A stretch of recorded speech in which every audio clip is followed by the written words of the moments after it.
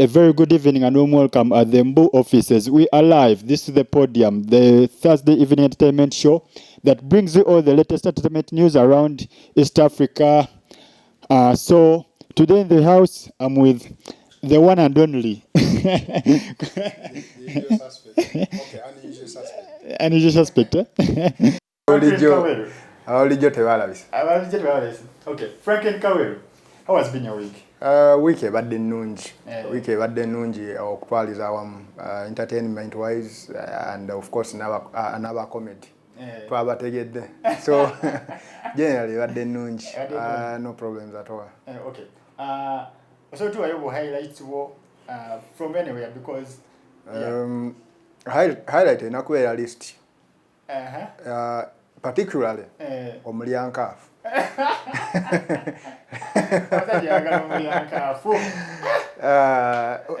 Omulenzi yanyize nnyo kuba n'okola list ng'eriko omuntu omu yanyize yanyize alinga gwe watagamba amazima awe nyenyini nga tetujja vaawo tugendera awo olowooza kyabadde kyetakisa omulenzi okufulumya listing eyo. One, you see, Bebe Cool in all things he does, oyinza ogamba nti ayitiza but ayogera bituufu most of the time. Like King Sir needs to take some of the counsel he was given. Akole music. Ebyenjaga byose bimanyiko, but in terms of doing music, King Sir needs to do music. It has been a while since he did Oluyimba. Lubera Luyimbo hitting like how he used to do in the past, you know, with the Mniranwas, Gundes and all those songs. King Sir needs to concentrate on his career if he's still taking music seriously. Bebe Cool amuveko naye nga ye amagezi ge yamuwadde gwe n'agatwala butwazi akole music. Eno list yafulumize ye. It is just kunyiga, you know, a young boy anyiza and all that. It was not necessary Dikola first of all. If you needed to pass something to Bebe Cool, then you should have said it directly rather than saying the list, using a list as that. Nadens with China kola kwe either kuandika like probably a long post detailing on what he didn't find. Nti chamtwala ulungi ku Bebe Cool byamogerako. Naturally stinga, okay, nachuandika ona nachuogera, that makes sense. But okujja okola uyo no sense kugundi Bebe Cool yayogera bituufu tandika oyimba bakubirala I think bwendoboza. Okay, well, King Sir era okuva eri week ewedde abadde ne runs nyingi nnyo nga Kaweru akyogedde. Naye one yagenze n'aleeta in fact ngera ogambye muno ki abantu abamu bamugambye era in fact leero ku makyaka yasose kwetondera abawagizi n'agamba abawagizi bange munsonyiwe. Sitera kwesa mweno ngeri nenvayo nenkuba emmeeza nenkola biki buli kimu naye ntera okukola ki ntera okubeera okwesa mu ngeri enjawulo era munsonyiwe era n'abagamba naye ngenda basavinga muziki wa mumpya we tujjidde wano ku mpewo abadde yakatabo ki akayimba akapya ke bayita Celebration. Simanyi oba okawuliddeko Celebration. Of course kali directed ku muntu omu okawulira. It is literally addressing Bebe Cool yayogera. I think that is still a pressure. It is not something that has been planned. It is a project King Sir had jabada kolako over a period of time. Again, okubeera ennungi to bring back the vibe eri ya King Sir awagizi gye bamanyi, you know. Omuntu kyayinza oyita ndowooza yabadde reactive. Oluyimba lwabadde reactive. It's not really something kyabadde proactive. Nti yabadde alutegeka over a long period of time. Kitegeera. Nze mbeera nsuubira nti if you're going to release music after you're listing a film ya Bebe Cool, you need to take in your time, think about what you're going to put out. For the quite old music that you have been releasing, really, this is not something we expect from you. Kuba n'oluyimba lwa kulwana. King Sir atayimba nnyimba za kulwana. Okujjako Sempala oba yayimba ne Gravity we batyo. Ebyo bali simanyi netamala emirundi ebyo we bityo. That was the only music of okulwana. But King Sir atayimba music wa kulwana. You know, he has to do music wabadde akola bulijjo. ono ali reactive sincerely byalina oyimba ebyo I think he needs to take a back seat asooka atule alowooza. He needs to give his music career a serious thought. Amulowoozeeko like, what am I going to put out there that is going to get me back on track? Amazima gali nti if you're taking it seriously, King Saha deviated a little bit on what I don't know if it is the way that Bebe Cool talks about and all that, but he needs to realign himself to the King Saha, the fans know, and the Ugandans know, to do very good music. Ololimba really reactive. Okay, it is just the first listen, but we haven't received in Zinganze personally. I haven't received it well for now. Maybe it will take time, but not really. Nyimba zokulwana ezo sizagala nnyo. Well, kuliko kansokemba weyo ku shout outs. Ismail Chiyonga agambye ali live. Koja naye mu space tujamuleta. Space tujamuleta week ejja nga shote nabalo. Era tuli mu mutesa kajana yetu tugeza yetu labenga tu mostinga no ku show.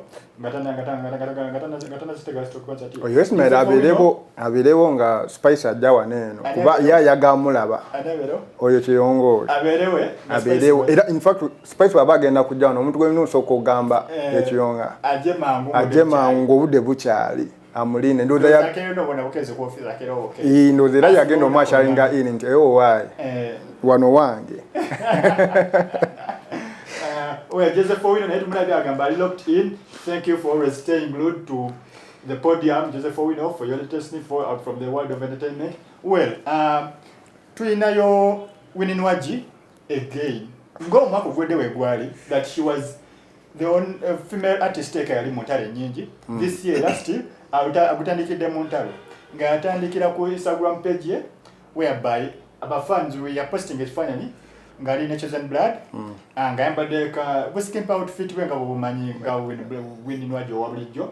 So nakasulayo abantu bamwe ne bagamba mukazi muwala okuze 2020 okuze lwakitambulako ku ngoye empanvu n'abaddiza fire.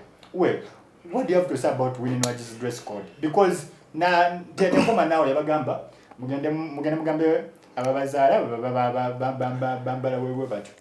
You see, Winnie Nwagi has one issue. I think she rose to fame very late. Kati, she has to make the most out of it, you know. At rising at fame and you have been a weird character, like in the background. Winnie Nwagi charaga kati, it's what she is actually. It is not tosola mwawula kubyakola. It is something I think she has been doing over time, but just in Atali more spotlight. You see, until the it is not musical, you know. You may say that sometimes fans can be too demanding. Somebody can live their own life. Naje, of course, olumu Nwagi na mlenzi we, and people are sharing all kinds of skimpy dressing and all that. But because Nwagi is, I don't want to say famous, but because he's in the face of the people, lokuba muyimbi. Kati abantu bakifunamu nnyo obuzibu okubanga yambala wati, but this is what she has been doing like since we yatandika okuyimba. Era mulwadde mulaba takyusangako.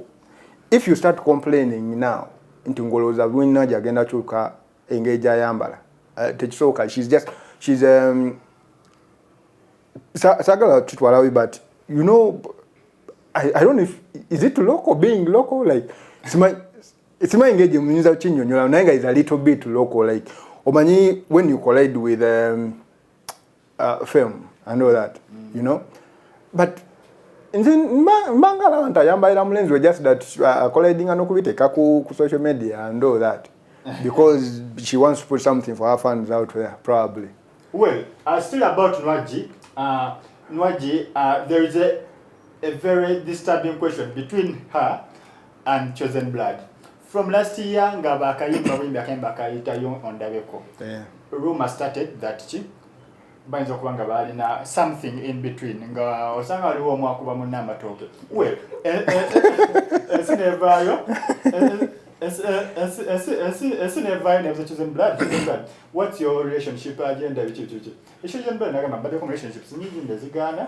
Well, kati awo ki?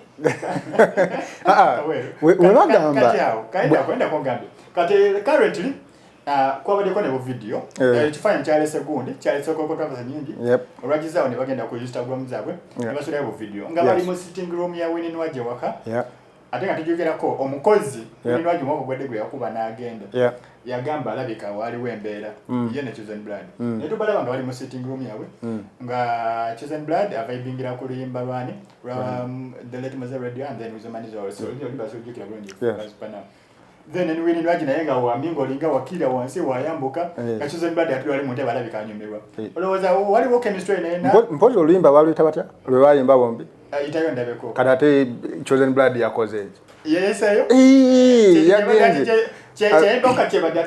there is no smoke without fire abantu kirabika they have something going on of course it is speculation nearly I think Chosen yalinga confirming not confirming not denying when you don't deny it means it is happening so them know the young Bejira, there is something forming. Oh, that formed. So twice. You cannot be as comfortable as that. So together with all your celebrity couple ya Eddie Kenzo and Rema together for ya Winnie Nwagi, Chosen Blood. What do you mean a celebrity couple? Celebrity couple. I was celeb. Gundi. Tokuliza tebantu. Chogamba basetting over kube. Asagala kuba. Bogama celeb. Inti Chosen ina watade concert. Okay, see concert. Ntaina wayemba. How many people are going to go there? Like inti they are celebrating. Kale tugambe Nwagi bam. Awatali ku mikolo. Ntachukubyawo. Nwagi concert ye. Anti ngamba ntachukubyawo. How many are going to come? Mugamba celebrity cup. Bantu bali common people beyagala. Mleko yingirira abantu bawanike nnyo. Chogamba enseta sovesi ba continue ba celebrity cup egenda kujja. Mwebesibyeko nnyo. They are not I don't want to call them celebrities. Just bayimbi abeyagala. Probably. Boto obade wasazo batami. Abana banafuyiza. Banafuyiza. Look at it this way. Chosen is omulaba like a kid.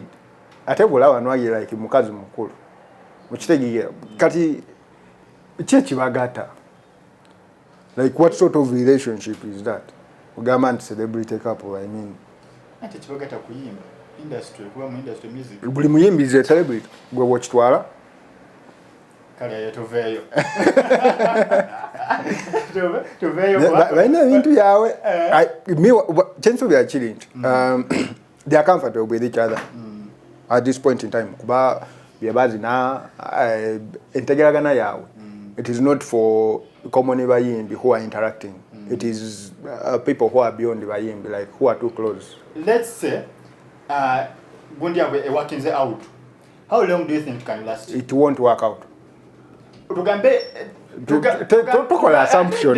Tugambe out of tuzibiriza fenna tulieri fenna pap bagetinze tuba tutanze wala baba machingani nande buli wamu nyumba katabera mu wamu mwezi eri mwaka mulamba ozachinza bumbala bangachi. I don't think those are personalities that can stay together for more than 6 months. In fact, Kasatu Kamidia, I'll be surprised in the Nyanza. I don't think it is something that is all bonding abantu. Like the relation is something that can beat the test of time, you know. Then there was anti-chino chinto cha probably kwewamu like how you feel somewhere like you're not really going into a relationship, but you're just going there to get something. Since it is a relationship that is really building again over a long term or something. Just thinking about it inti omanyi Uhinwaji ne Chosen Blood. Bazado mwana. batya nti bagenze simanyi oba mu kanisa oba muziki tobawa babagasi batya.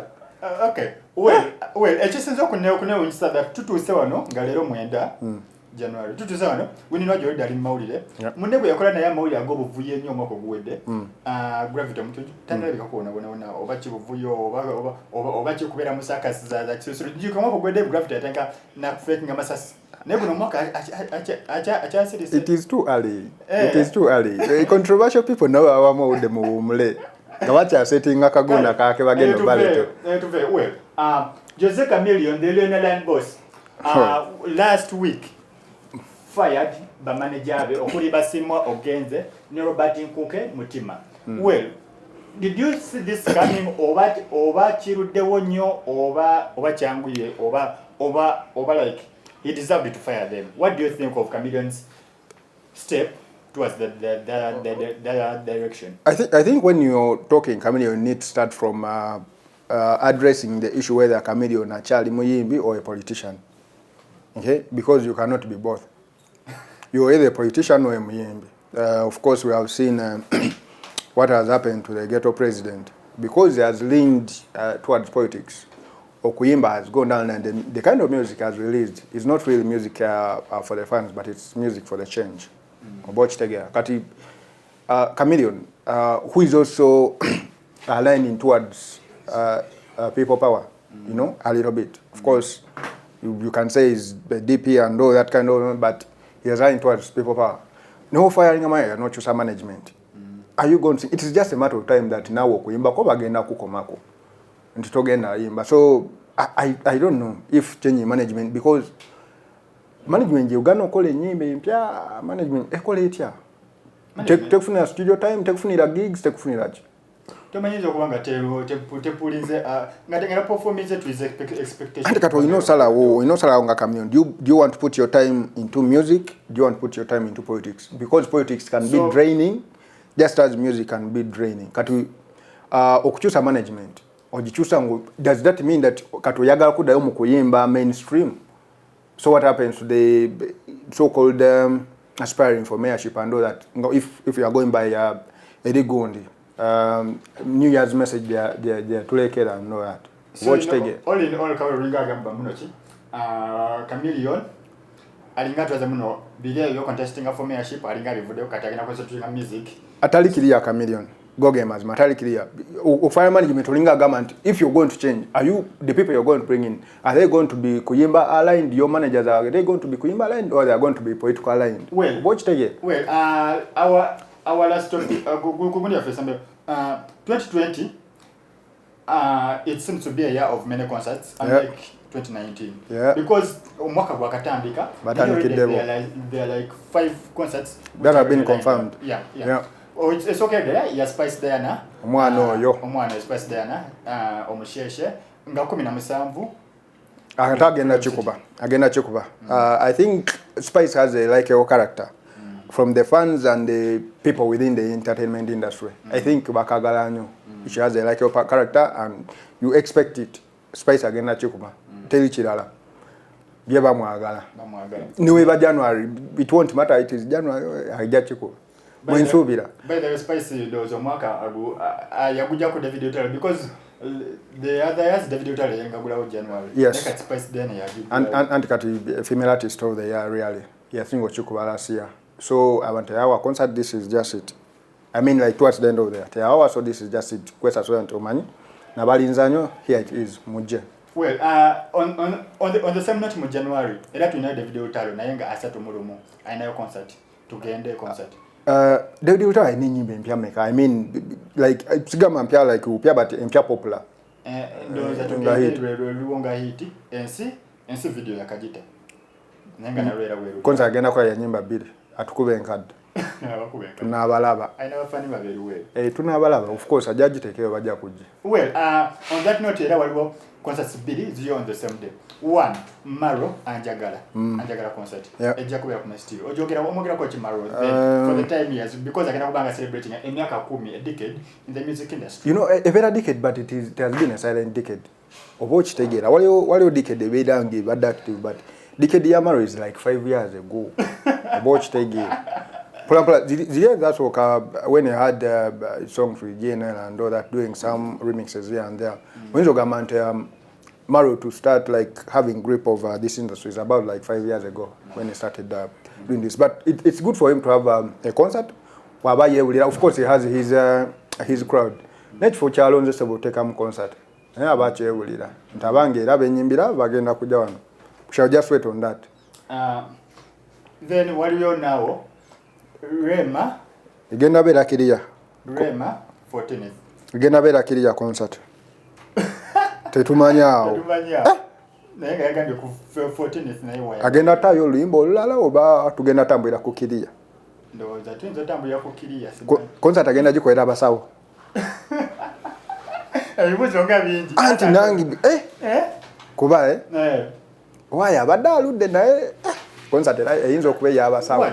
Olowooza concert ez'Emurash oba nezina allegation ez'okuba amabanja gasasula amabanja. What do you think? One, bagamba nti, you know, there were rumors of apparently the family of the husband, or husband to be or husband, refusing her to continue with singing oba okuyimba. Oyinza ogamba nti probably this is eringa ya proving abantu wrong nti ebyo bye mwagamba byali bya wololo. Me, I'm still going ahead with my music career, you know. Producing Olimbo Lusoka in the whatever the start of the year, you know. Kakogendo Tambuira Rema, man. Simanya, I don't know if she's ready or she's going to try on the old music. I don't know if she's going to release some music between now and then, or she's going to try on the old music. Because before clear, Olima Yasembeya Fulmaluliwa. Omuyimbi wo Cindy Sanyu gwenzirako. Yagambye agenda kuba n'amusinga concert dates enkya nga ayagala concert mu March. Olowooza it is time okustaginga concert oba akyabulamu? Aludeo. I think concert here Aludeo. Singa yagikola da. You know, being one of the best I think performers in the country, it doesn't matter whether, you know, Cindy Yumim Chaika Yeka ndoza ne chameleon. Ayinza okwagaza muziki wo mukadde because the way she brings it again eberanga some sort of nostalgia, you know, nga kidayo eri ngulinga like you're in the moment. Ndoza yes in agenda chikuba but I cannot guarantee, but you can be sure it is going to be a very good concert because people believe she's quite a good performer, you know, and she has a lot of songs. Never mind Mpiaze akakola ndo, but she has a lot of songs. She's versatile. She can even try to call a concert ngata imbye mu luyimba lwe na imbe za abalala.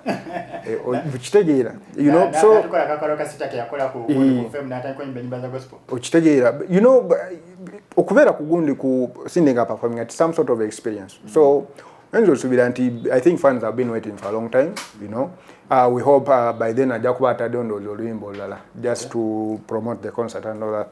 Well, Maurice Kirya naye on that note nayo feels good to be home concert. Nga in fact yagambye Feb nga 29.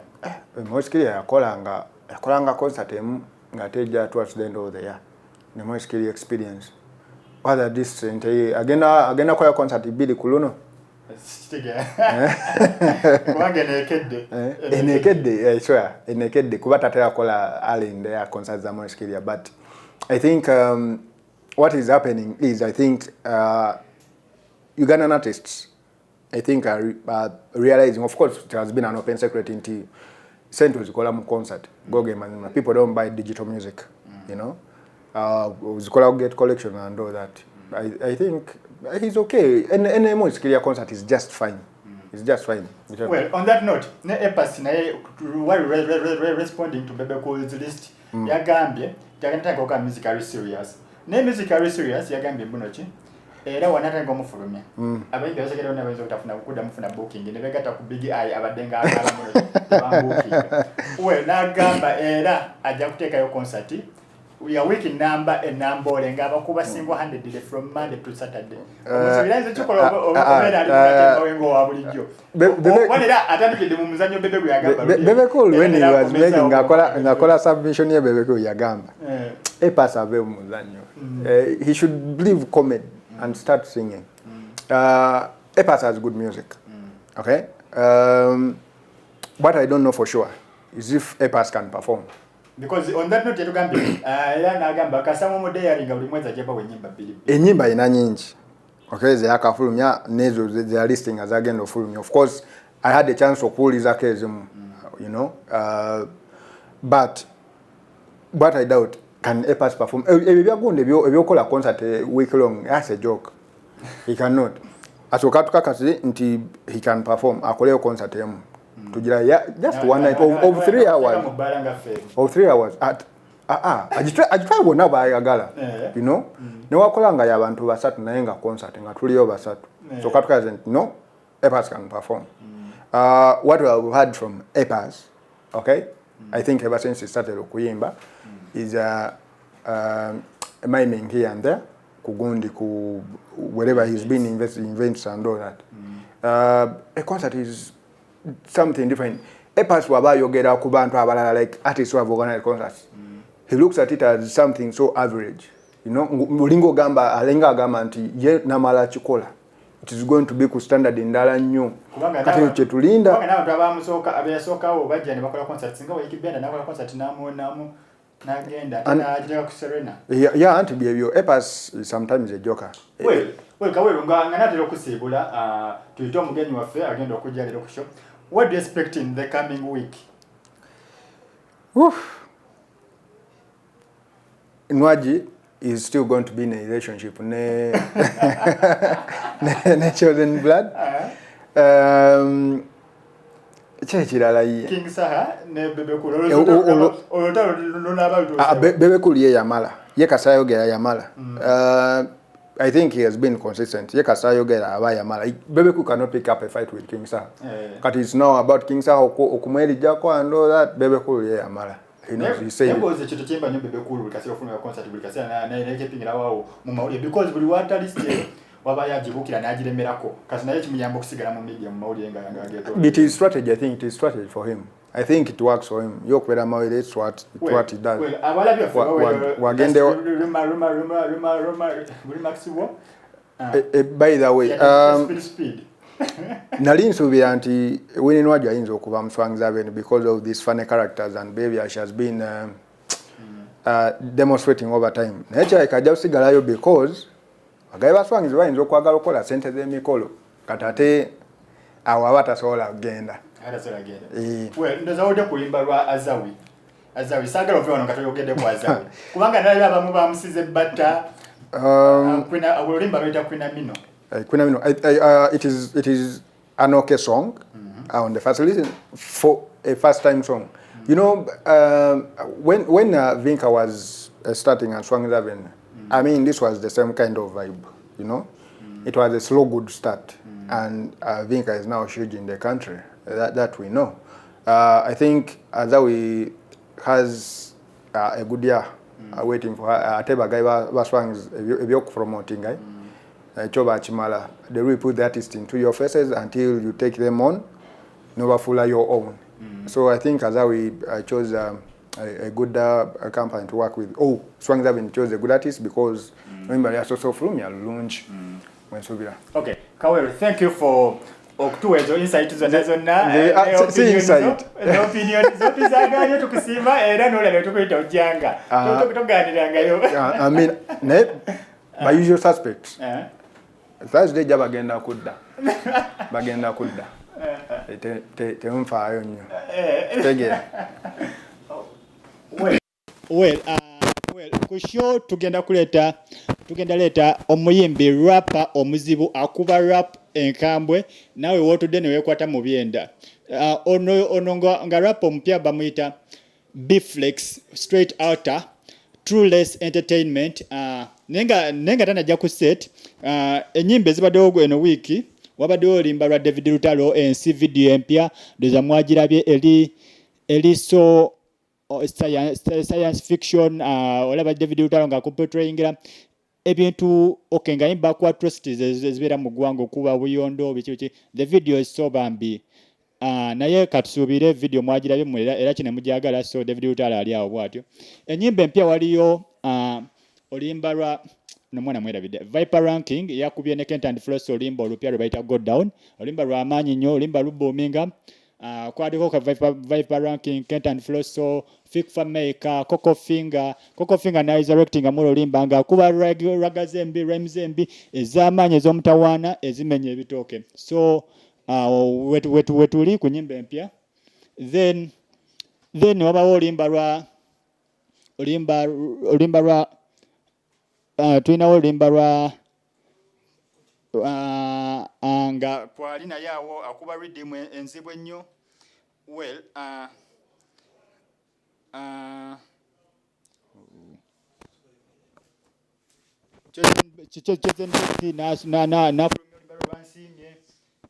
olwo nalwo luli awo lugenda mu maaso. Well, nga tugenda mu maaso abalabi mwe bali kubaako nnyo tukyabaweereza. Well, mu studio omuyimbi waffe rapper owakabi amaze otuuka era nga tugenda mu mwanjula ssaawa zino mu budde butali bwawala nnyo. Bflex, welcome for the show. Thanks, D. Thanks, D. Appreciate it. Okay, you're welcome. How has been your day so far? How has been your week? How is the new year? Everything. Man, it's been so cold, man. It's been cold, hot, pretty much everything. Okay. But so far, so good. Released a couple of new songs on the new album. And yeah, so far we're doing good. You're doing good? Yeah. Okay. All right. How is Trueless Entertainment? Trueless, it's okay. It's all right. I'm working on an album. It's pretty much the first album I'm going to do fully with Trueless. Yeah, it's called Truth and Rights. It has tracks like Down Low. I released that last year. Then I have something new this year. It's called Mpambana. Akona kakozeni taka HD. Yeah. So far, Trueless, we're going hard. We're going good. So far, we're doing good. Okay. Yeah. All right. Rap music. Yeah. People out there don't feel it so much. I don't know why. Stuff. I feel like in rap at the moment, abantu bebayimba obabeera barapinga.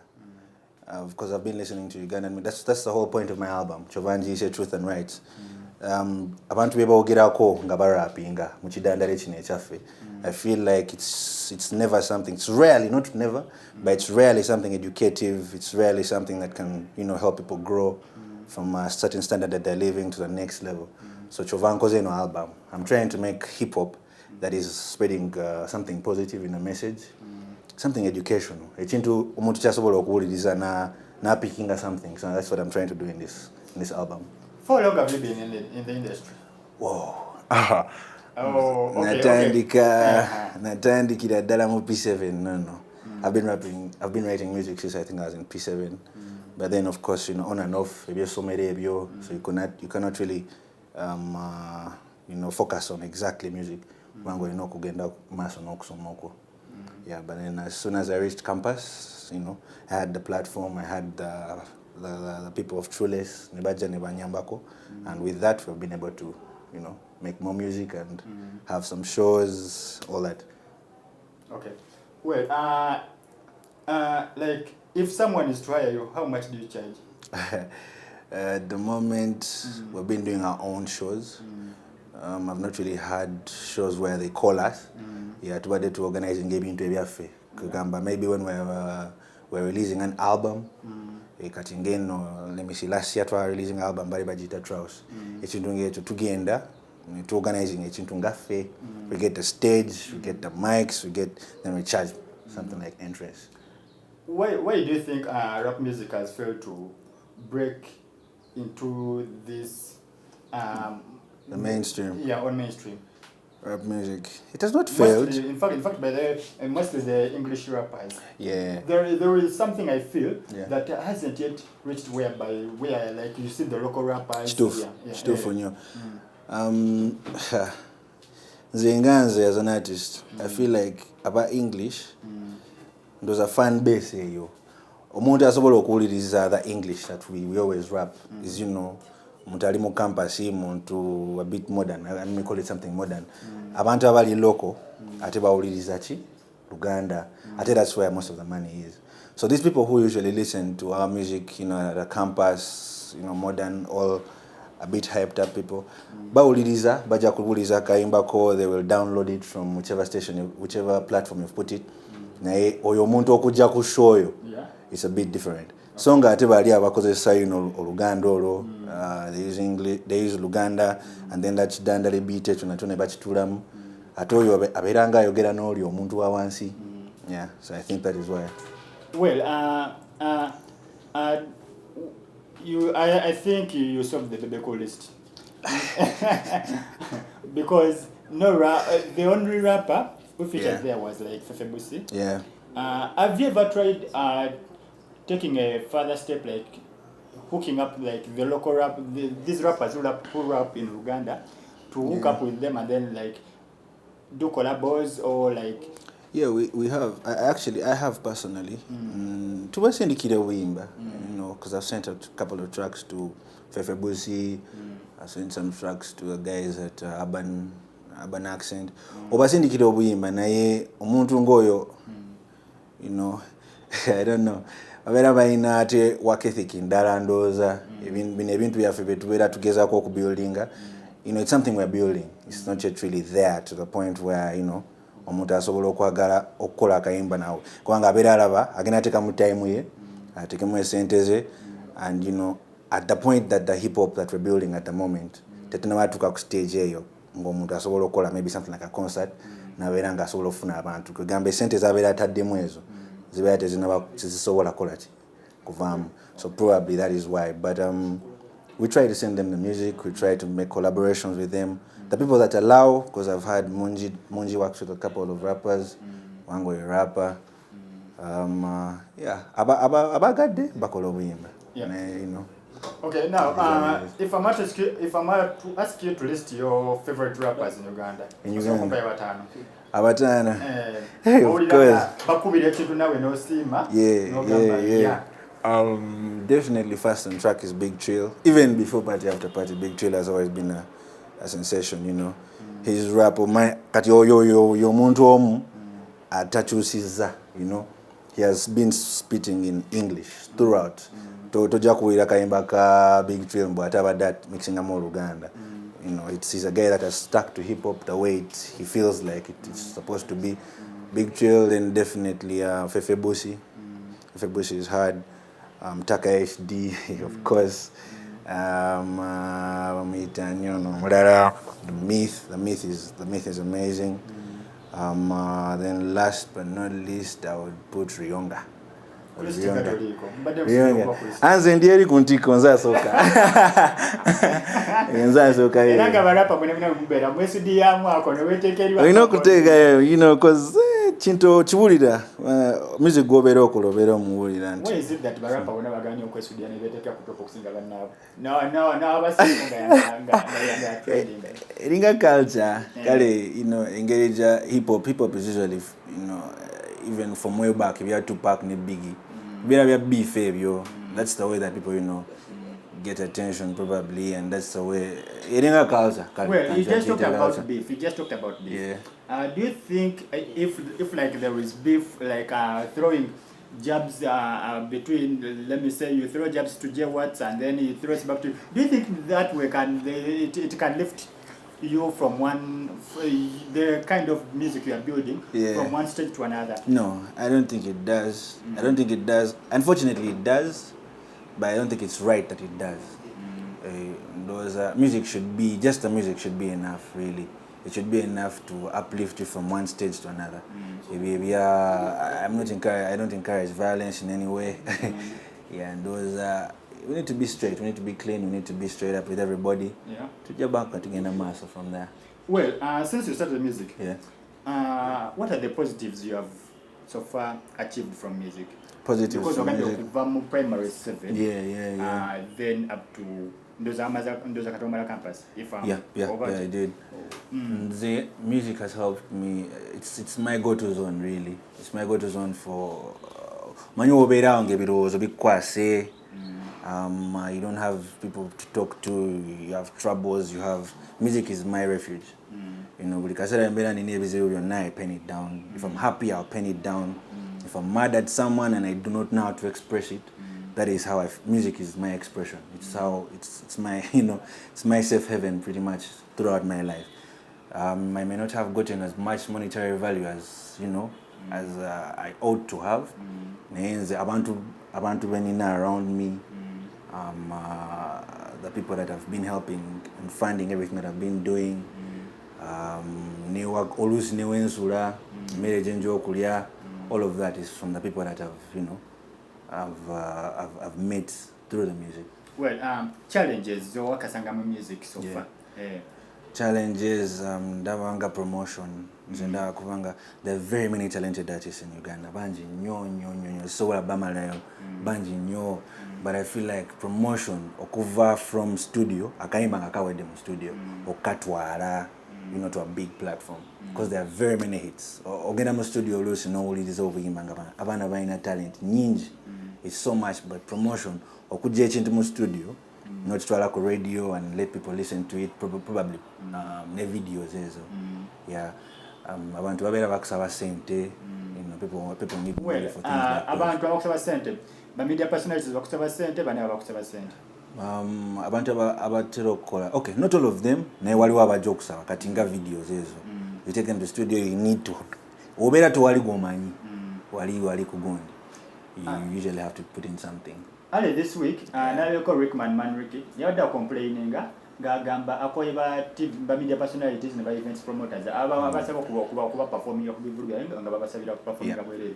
Have you faced that challenge yet? Yeah, definitely. What would be your response to such an event organizer on performing abwerere, and yet you have to go to studio, you foot the bills for recording, and then you foot the bills for what? For shooting the videos. I feel like that's not right. Mountobero tadeo platform. Platform yabo oyo muyimbi ajja express ng'ekintu kye. Abayimbi babera bayina abafana ababwe. Usually because you won't just put anybody on the show. Omuntu go yise ku show abera ayina abantu be. So if it's, I feel like if you market it right, amazima dala, you ought to have people there. So if someone is asking for money after you've put money for recording or tademo transport or tademo chi, I don't think that's good. I don't think that's right. Okay. Yeah. Well, music. Where do you see yourself in the 5 years? 5 years from now. Right. 5 years. I just want to be alive, still making music. Of course, tetukola music here ka. Na yenze nganze checho echiri wali kuntiko yange. I would want to be, playing on the different TV stations, not only here in Uganda, East Africa, Africa, worldwide. Chova music wafe to better to releasing our release it on platforms such as Tidal, Spotify, Zonazona, because we're trying to get, Sichawa and Oka. We're trying to make it out into the whole world. Okay. Yeah, so promoting it to all the way. Well, from Big Trills, part after part song, what do you pick out of it? Because it has blown the whole of Africa, and then we saw the likes of Cardi B jamming to it. What do you pick out of it? I don't know. I feel like, I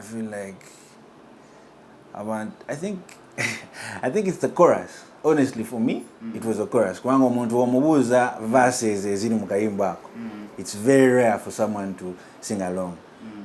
Kadibe ajakola kayimba, someone will rap to it. Ajaku rapping a chorus, ajaku singing a chorus, or rapping in a verse. Kayimba ngakona kamanyi.